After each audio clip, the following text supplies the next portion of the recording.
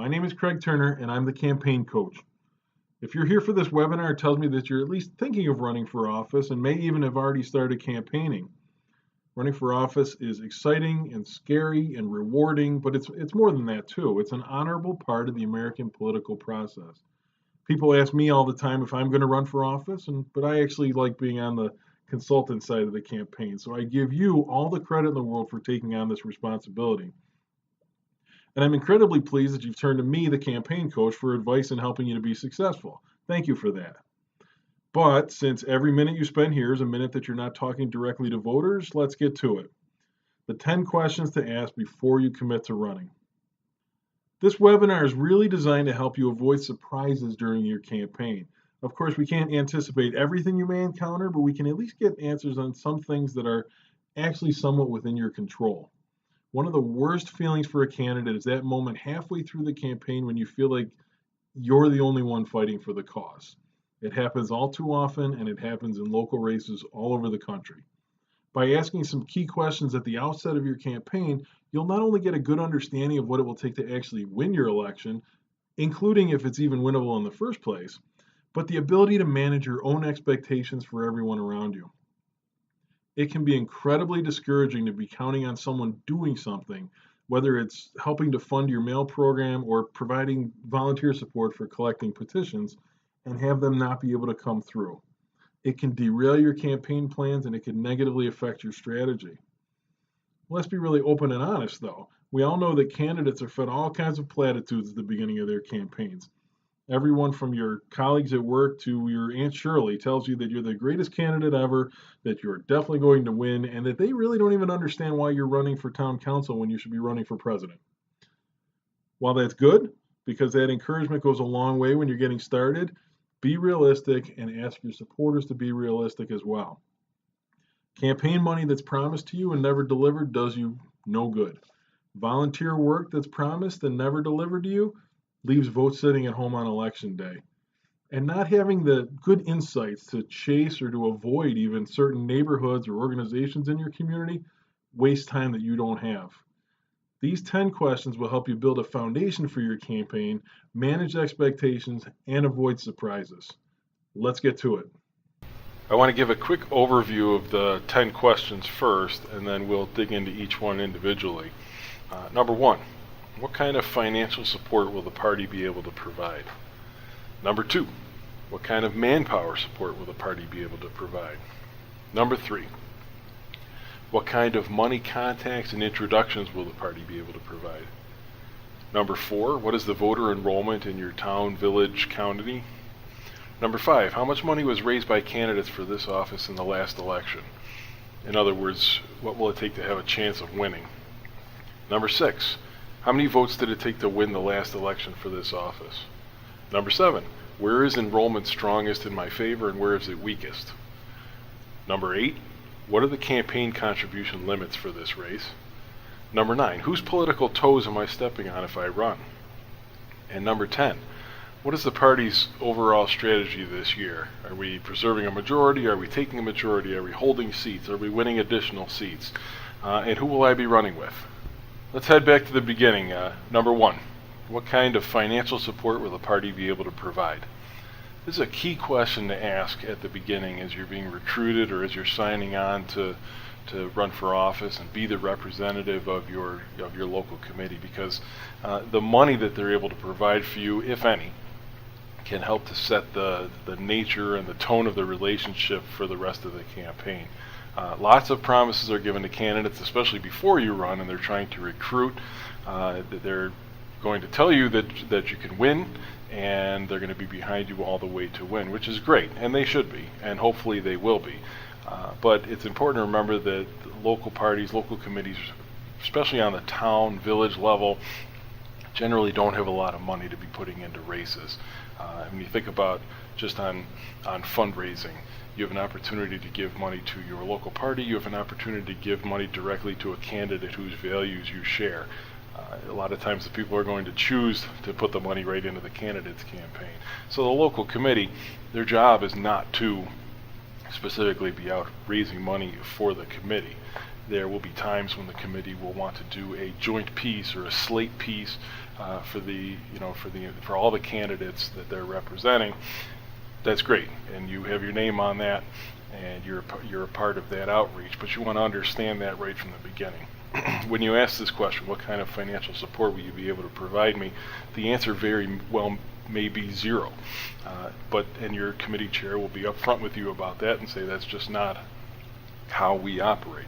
If the answer is more, I was involved in a campaign recently where the committee was able to give $300 towards the end of the campaign to the candidate. It wasn't a lot, but it was $300. It was more households. It was expanding a mailing. There was some things we could do with some internet advertising, I think is how we ended up spending it. Also remember, though, that in many cases the party is going to want you to contribute to them as well when they hold a party fundraiser, or when the county holds a party fundraiser, and those checks for $99 here or $150 there kind of offset money that's coming your direction. So this is it's a key question to ask at the beginning, because if you have your expectations and you are anticipating that at some point during your campaign there is money coming your way from your local party, and it's not, it could really hurt your plans. It could really be frustrating, and it makes a big difference as you're going forward and creating your strategy. So get this question out of the way right at the beginning. Do it as you're being recruited. Ask your party that's going to be your sponsoring party, what kind of financial support do you anticipate will come my way during the campaign? Let's go on to our second question. What kind of manpower support will the party be able to provide? Just the same as financial resources for your campaign, this is a critical question to ask at the beginning, back when you're just getting started. You are going to be making campaign strategies and developing tactics that you really need to know what kind of resources you have available. The difference between money and manpower, however, is that for political committees, this is why they're there.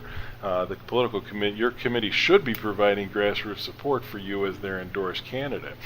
The reality is, though, however, that you need to understand motivations of why people are on the committee. The committee is an elected role. The committee members go through a petition process to get on the committee, and that gives them some level of responsibility and power over who the endorsed candidates are going to be.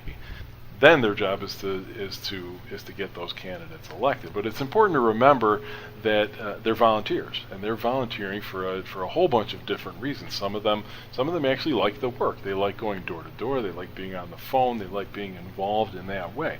Some of them are looking for influence in the community. Some of them are looking for political power in town hall. There's a lot of different reasons why someone would serve on a local political committee. But for that reason, as you're building your plans, as you're looking for how you're going to run your campaign, it's important to understand that they do all have other lives. This is not their job. They have jobs, they have families, they have vacations that they take in the summer, and that's not to say that they're not going to be all in and that they're not going to do anything they can for you. But if you're building your campaign on too aggressively relying on volunteers, that you're setting yourself up to be let down at the end. They're not at your beck and call, and it's important that when you do create your strategies to understand that they are going to be there when they can, and they're not going to be there if they can't. That being said, as you create your strategy and you have your get out the vote effort, you don't want to bank on your volunteers being able to hit 10,000 houses, because it might not happen. You need to make sure you have backup plans and you have other means of getting your word out. But this is all a question that you can ask at the very beginning of your campaign, even when you're being recruited. Get that question out of the way and just say, the committee, what can I expect from them? What kind of workers do we have? And even better, are there individuals on the committee that are known to be good workers, so I can lean on them for both for advice and for campaign help. Knowing that will give you the opportunity to cultivate some of those relationships throughout the campaign so that when it comes to crunch time in October and the beginning of November, they're ready for you. But get this question out of the way at the beginning so you can develop your strategies around a realistic look at what kind of volunteer support you're going to have. Question number 3. What kind of money contacts and introductions will the party be able to provide? This question is something that a lot of candidates don't think to ask, but it should be one that every candidate uses, because not only can it be helpful in fundraising, more than helpful in fundraising, but you can really get a sense of where the committee stands and what kind of support you're going to get. Money is difficult to get from the committee directly. Volunteer work is what it is. It's sometimes very good, sometimes it can be sketchy. It's not always reliable. But this is an easy ask. We're not asking them to fundraise for us. We're not asking them to make phone calls. We're asking for a list of people that they know support the party, the people that might have given some money in the past, and people that are on the same page as your candidacy. In a local race, there's really only so many people in your community and so many organizations and businesses in your community that actually do contribute to campaigns in larger amounts. There's plenty of people that will come to the $50 fundraiser, but when you're trying to knock off $1,500, $2,500 at a time, there's not a lot of people in your community, it's likely, that are going to be able to do that. Local money offers validity to your campaign. It's that the local folks, the local population care about what you're saying and they want to see you in office. Outside money, which you may rely on, which you may need for your campaign, especially if you're in a small community that might not have the resources to get you where you need to be. It works. It gets your message into voters' hands, but there's also a con to it, is that your opponent can point to outside money and say, look, he doesn't even have the support of his community. He needs to take money from outside our community. Get your local party, your local committee to help you with this, and it's an easy request for them to take care of. Ask them, be specific though, ask them for contact information, even better, ask them for referrals and introductions. This request should be an easy one for your local committee, one that's not going to take a lot of time, it's not going to take a lot of effort, and doesn't require any collection of people or money on your behalf. Question number 4. What is the voter enrollment in your town, village, county, or whatever municipality you're running in? Really, this is information you can get for yourself from your local board of elections, but it is something you should ask your local committee for. And it's a bit of an early test as to what kind of response you're going to get from them.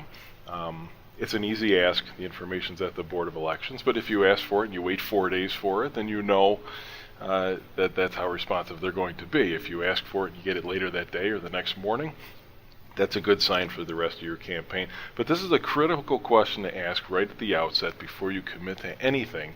You need to understand these numbers, because you may end up looking at it and see, look, this race is not winnable. If you're down 80% to 20% for your party, chances are it's not going to happen. Has it happened in the past? Yes. There are situations where candidates overcome insurmountable odds, but the likelihood is when the deficit is that big, it's not going to happen. The race is not winnable. And you want to know that before you sign on to anything. Beyond that, if the race is within reach, this pertains to all the questions that we've already started to ask. What kind of resources, volunteers, cash, how is the local committee going to be able to help the campaign? Because if you look at the numbers and they're close, the Republicans and Democrats, the numbers are very similar. It truly becomes a get out the vote type of campaign. And you need to understand, because get out the vote is going door to door, it's getting your volunteers active, and it's dragging people out to the polls on election day. If there's more of a gap to overcome, then it changes the tactics. Of course, you need the volunteers, you need the door-to-door, you need to get people out, but you may have to spend some more money to get your message out. When you look at your, who knows you, you're a challenger, nobody knows you yet, nobody knows what you stand for. You need to work a little harder to get that message out. I want to talk here a little bit about what's called fusion voting. which is not in every state. There's only 8 states that actually still have fusion voting. That's Connecticut, Delaware, Idaho, Mississippi, New York, Oregon, South Carolina, and Vermont. And if you're in any one of those states, you'll know that candidates can run on multiple lines at the same time. Rather than just representing the Republican Party, they can run on the Republican, Conservative, and Independence line. And you can have your name on the ballot multiple times. When you're in those states, you need to understand the strategy, especially when you look at the voter enrollment, of having more of those lines. When you're running in one of those states, you need to look at the strategy of having more of those lines and the importance of it. You can't always assume that someone who's registered in that party is going to vote on the platform of that party. But chances are they're in that party for a reason and they're not going to stray. So if voter enrollment in your community is high on the Conservative Party or the Working Families Party or the Green Party or whatever parties exist in your community, you'll have some idea of the power of that line on the ballot to get people out to vote.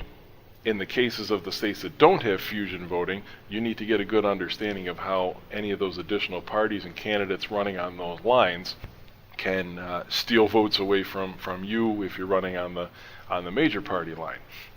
This is an important thing to know.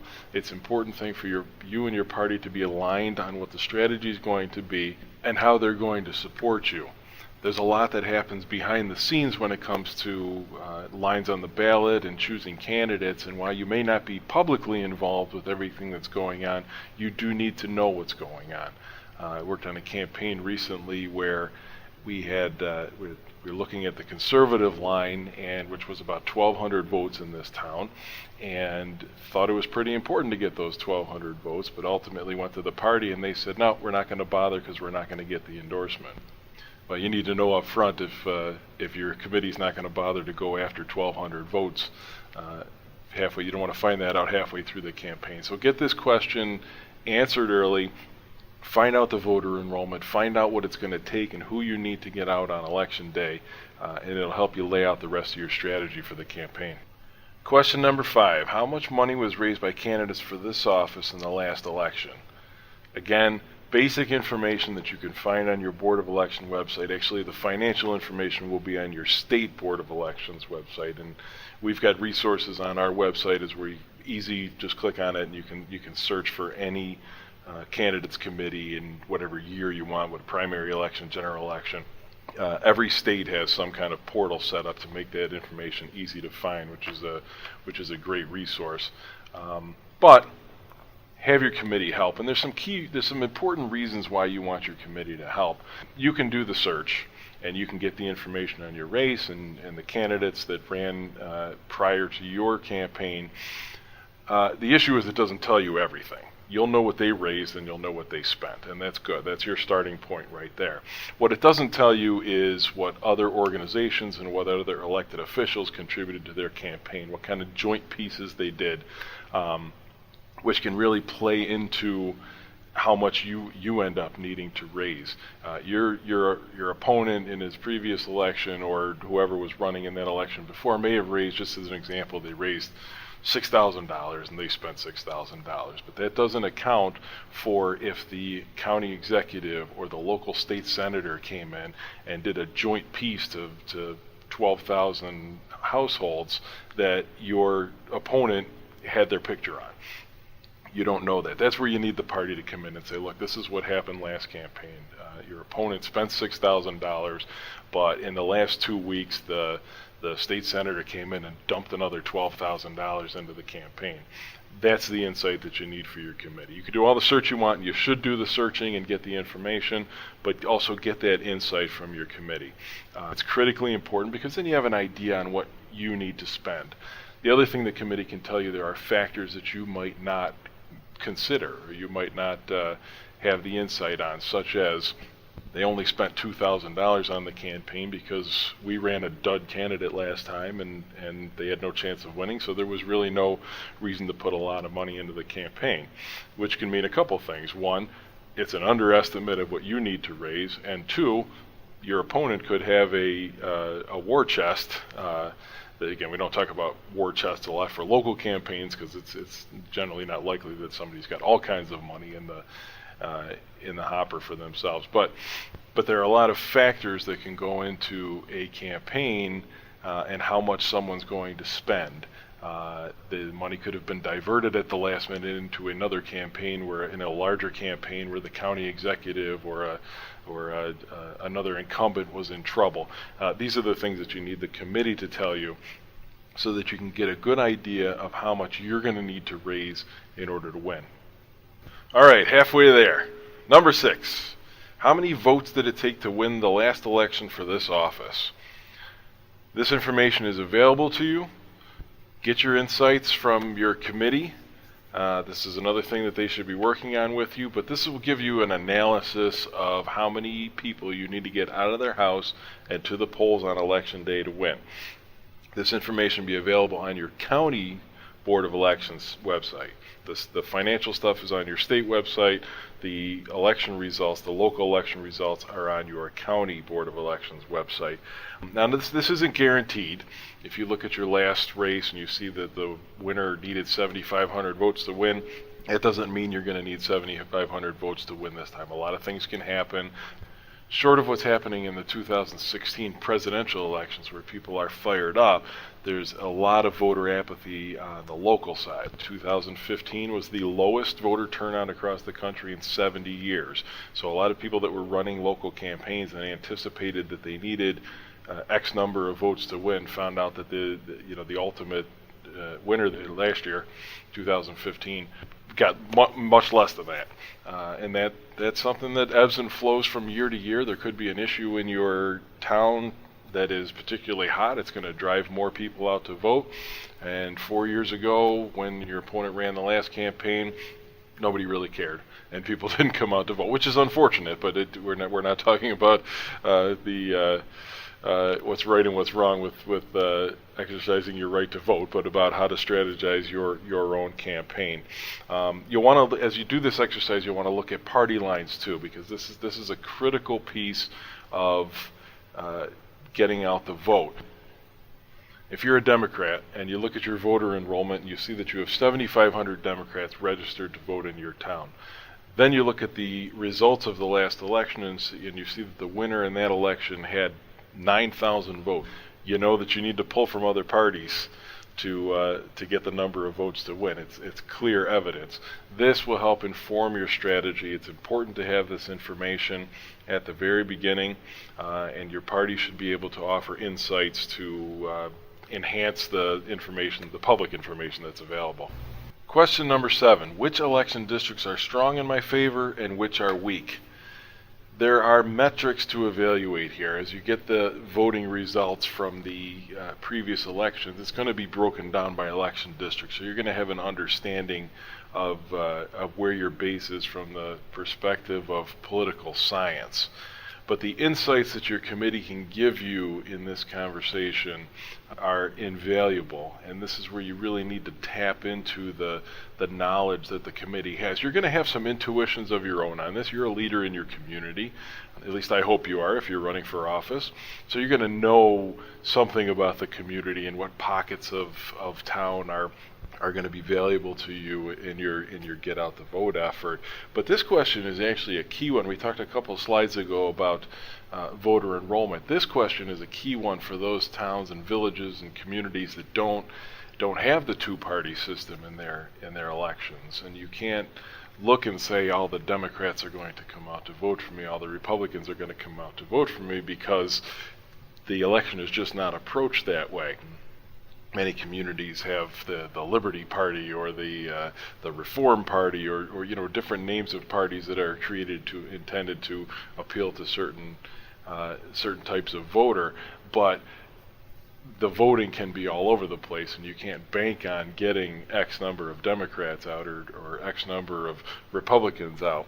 So this question is a critical one, and you need this insight from your committee. Even better if you can get introductions into these communities, into the neighborhoods, into the business districts, into the community groups that will be, you will be able to count among your base. Because in the end, first and foremost, in any of these elections, getting your base out to the polls on election day is the most important thing you could do, and first and foremost, the thing that you should be focused on. We talk a lot in a lot of materials, we talk about advice. And I will say we sometimes put a negative spin on it, because there are a lot of people in your community and even in your committee who feel that that is what they're bringing to the table. When it comes to volunteer work, it's not the work necessarily that they're interested in, it's the influence, it's the ability to advise the candidate. And a lot of times, you'll have people that aren't necessarily going to show up at a Saturday morning door-to-door literature drop, but they'll be happy to sit down with coffee with you and give you their thoughts on the campaign. A lot of the times we tell you to shy away from that and try and avoid interactions where someone is just giving you advice, and that's what they're bringing to the table on a volunteer basis. That being said, this is where you need the advice. This component here, where should I be spending my time above and beyond what the numbers are telling me, what the voter enrollment numbers are telling me. And this is where the committee should be able to give you guidance and give you insight and hopefully introductions to key people. Just want to make a key note about business districts. A lot of times it's very attractive to go to the business district and walk door to door. Do that. It's great photo opportunities. You're going to meet a lot of great people, and the good thing about business districts is people talk amongst the businesses. That being said, get a good understanding before you approach the business district about who actually lives in the town or lives in your community and can vote, because you can spend a lot of time walking the business district talking to people who in the end can't physically vote for you because they don't live in your jurisdiction. So get an understanding of that. If you're doing a business district, try and get somebody a leader in the community to walk around with you that can give you those insights and let you know that if you're talking to the right people. But get this question out, make a point of it. I have the numbers, I have the voter enrollment numbers, I understand how many votes I need to get out on election day. I understand, where my base is. Now, what community issues are driving people? Where has the current local government failed, and I can make a target of those people. What organizations are having a difficult time with our local leaders right now? How can I target them? Get that insight from your committee early and work that into your outreach plan. Question number 8, what are the campaign contribution limits for this race? Now, one of the best questions that you can be asked and the most fulfilling questions you can be asked while you're running for office is when somebody says, how much can I contribute? Those are the people you want to seek out, the people that are saying, I want to give you as much money to win as I possibly can, give me the limit. Campaign finance rules, they vary from state by state. A lot of times they're based on the voter enrollment. I know in New York where I live and have run campaigns, it's based on the number of total voters registered in the district that you're running in the jurisdiction. And in primaries, it's based on the total number of voters registered in your jurisdiction in your party. Know those things up front because the question will be asked, and you want to be proactive about it and you want to be defensive about it. You never want a contributor of yours because somebody giving you that amount of money that's approaching a campaign contribution limit is probably going to be a major player in your community, and you don't want to put them in a negative light if they end up giving too much money and there's a newspaper article about it. Understand the limits from that perspective, definitely. But there's a proactive piece to it too. You want to, it gives you great opportunity to say, when somebody asks you, how much can I give? Here's the limit. It's $3,500. I'd appreciate it if you capped out at that limit, and we'll make good use of our money. We have a mailing coming up. We have a door-to-door literature drop that we need to print. We're running a newspaper ad or a billboard. It's good to have those answers in the hopper when someone's asking you a question. For the campaign contribution limits, we've made it as easy as possible for you. If you go to the campaigncoach.com, we have on the resources page, we have state-by-state listings that'll take you right to the relevant Board of Elections page to give you those campaign contribution limits. That being said, get a good understanding. Don't just go verbatim by what's on the page on the Board of Election website. Get your treasurer, get your committee, and get a good understanding of those limits before you even start. Question number 9. Whose political toes am I stepping on if I run, and what are their motivations? This is the politics of local politics, and this is where you do not want to go into a campaign without getting a good understanding of the environment, the players, the people, the motivations, the connections, especially. The connections in a local election are enormous for you to understand. I think about if you think about those the old mafia movies where the FBI has a chart on the wall with the people's pictures and they're linking people with strings back and forth. That's the kind of understanding that you want to have of your community. Because the last thing you want in your campaign is surprises down the road. People that you thought might be on your side and they aren't, or people that you thought might be neutral or working against you. Motivations are key to this. There's going to be a lot of people that are players in your community, and people who are players in the community have gotten to be that way because they are motivated to do so.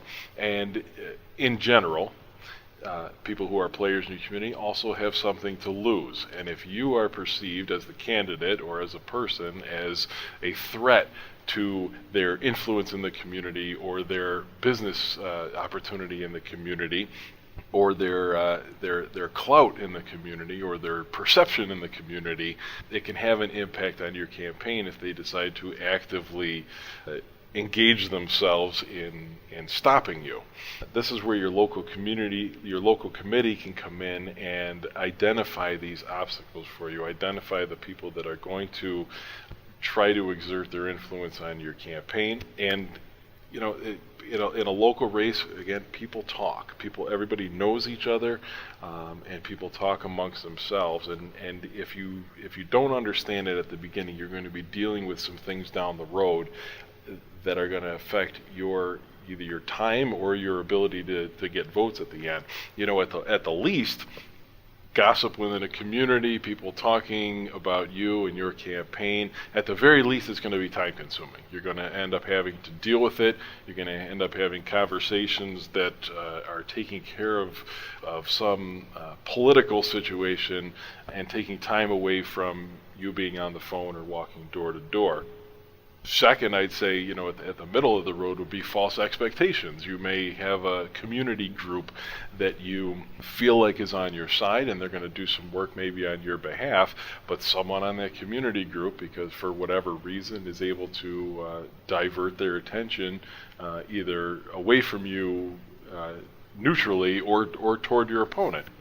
And you may have expected something at the beginning, but because of one person, because of the influence of one person or a small group of people, you now have to deal with something that you didn't expect to happen.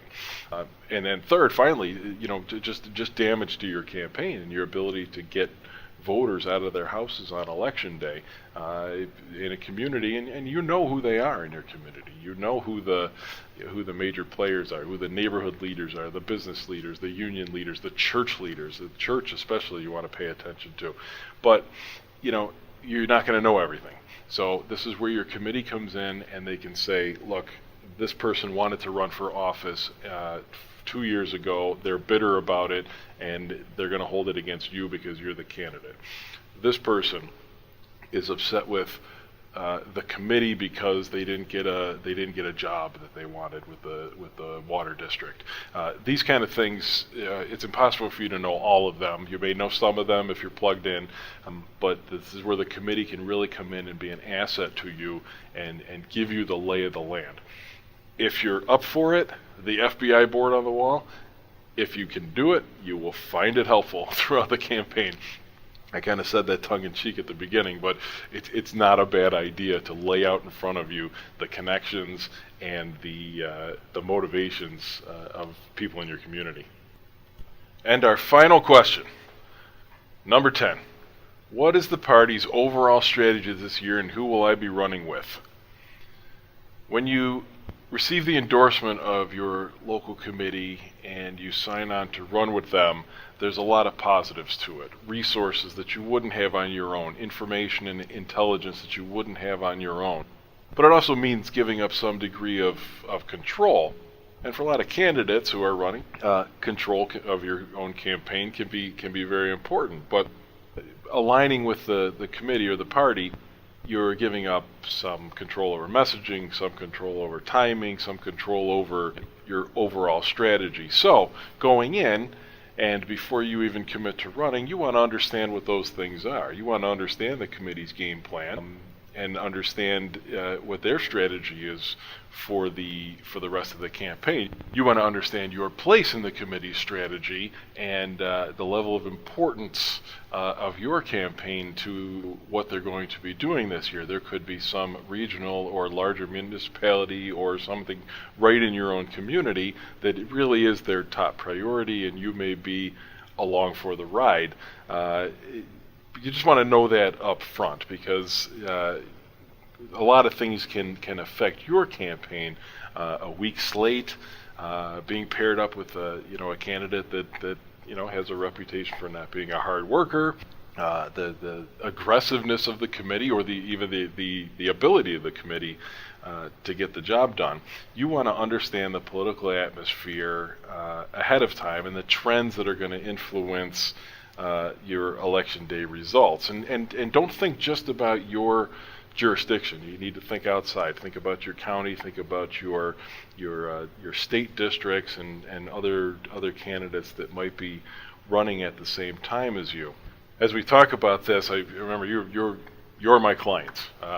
My goal is to give you the foundation to have a winning election, not necessarily the party, not necessarily the committee, and not necessarily other people that might be running with you. And rightfully so, you're the one that's going to be putting in the time and the effort and possibly the money to get elected.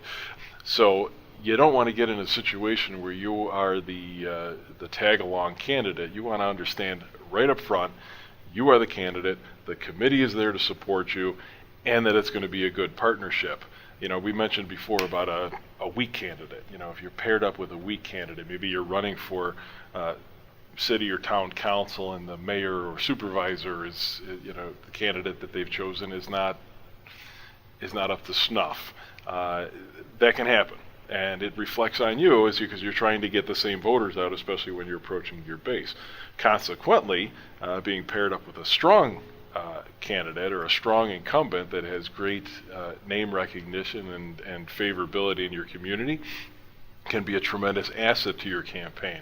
I don't want to approach this question negatively, saying, tell me all the bad things that can happen that are going to hurt my election. Let's talk about the good things. I'm running and I have the opportunity to go door to door with somebody who's very well liked. That's a great opportunity, and that can play into your decision as well. In the end, I like to think of it think of a business relationship too. Who needs who? Who needs who in this election? Did you answer an ad to come to the committee because they were searching for candidates and they don't have bench strength? It changes the nature of the relationship.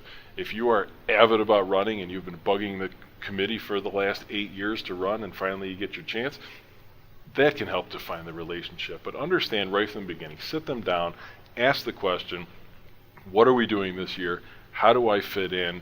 And is it going to work for the campaign that I want to run? So that's it.